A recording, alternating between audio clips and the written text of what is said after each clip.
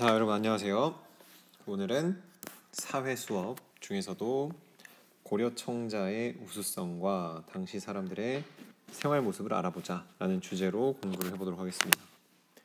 우리에게 너무나 익숙한 것이 청자죠. 그렇죠? 매년 지금 이렇게 강진에서 청자 축제가 열리고 있고 벌써 47회나 됐대요. 47회면 선생님보다 나이가 더 많네요. 그죠?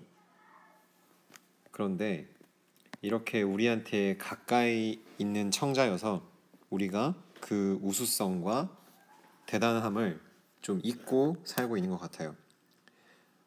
그래서 우리는 오늘은 고려 청자의 우수성이 어떤 것인가, 그리고 고려 청자를 사용하던 당시에 사람들은 어떻게 살았는가에 대해서 공부를 해보도록 하겠습니다.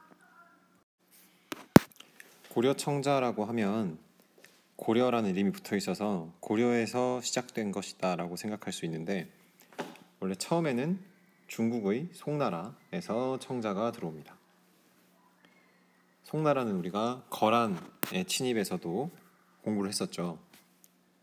그죠? 거란이 쳐들어온 이유가 송나라와 우리 고려가 수교, 무역을 하지 말아라 라는 이유로 쳐들어왔었으니까요.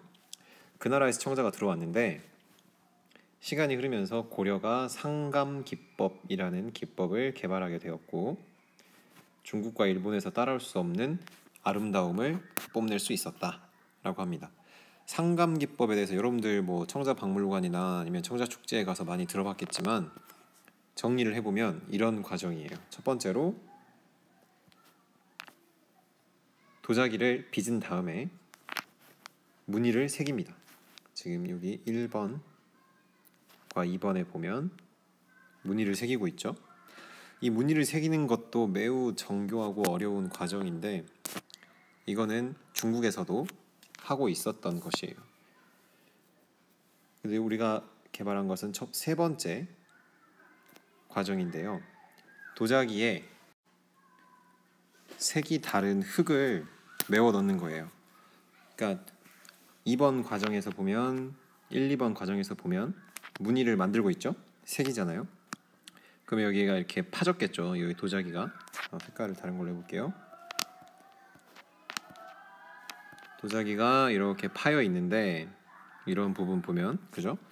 근데 여기다가 다른 색깔 흙을 이렇게 붓으로 바르는 거죠. 붓으로 바른 다음에 한번 구워요. 굽고 나서 흙을 긁어냅니다. 4번 과정 보면요. 흙을 긁어내고 거기에 유약을 발라서 한 번 더 굽는 그런 형식의 기법을 우리가 상감기법이라고 하는데, 이 상감기법을 통해서 다른 나라에서는 흉내낼 수 없는 그런 기술들을 고려 청자에서 보여주고 있다라고 합니다. 훌륭한 기술뿐만 아니라 흙의 종류와 또 높은 온도를 유지하는 거, 그리고 그 온도를 버틸 수 있는 가마를 만드는 거, 가마, 그리고 높은 온도를 유지하는 불을 다루는 기술, 이런 것들이 다 종합적으로 작용이 되어야 훌륭한 청자가 나오는데, 고려의 청자를 만들던 도공들이 이런 기술을 가지고 있었다는 거죠. 이런 장면들을 여러분들 아마 청자박물관이나 축제에서 본 적이 있을 것 같아요. 그죠? 네, 이런 것들이 고려 청자를 명품으로 만드는 역할을 했다. 교과서에 나와 있는 청자의 종류를 보면 이렇게 되게 다양하게 나와 있어요. 찻잔, 확대해 볼게요. 그다음에 향로, 심지어 베개도 있어요. 이 딱딱한 걸 어떻게 뱉는지 모르겠네. 베개, 그리고 주전자, 그리고 의자까지, 이렇게 다양한 청자를 만들어서 사용을 하지만 가격이 매우 비쌌기 때문에 왕실과 귀족들이 주로 사용을 하였고, 일반 평민들은 청자를 사용하는 데는 어려움이 있었다라고 합니다. 그럼 이렇게 화려했던 청자가 왜 사라지게 되었을까? 청자를 왜 사람들이 사용하지 않게 되었을까? 다양한 이유가 있을 텐데, 이런 이유가 있다고 합니다. 보시면 이거 좀 줄이고요. 고려 말기, 고려 말에 가서 왜구의 약탈과 방화가 심해졌다. 왜구는 그죠? 일본이죠. 일본 사람들이 우리나라에 와서 고려에 와서 약탈을 해가고 방화를 했다. 약탈이라는 거는 사람들의 물건을 훔쳐가고 뺏어가는 걸 말하고요. 그렇죠? 이거는 물건을 뺏기는 거.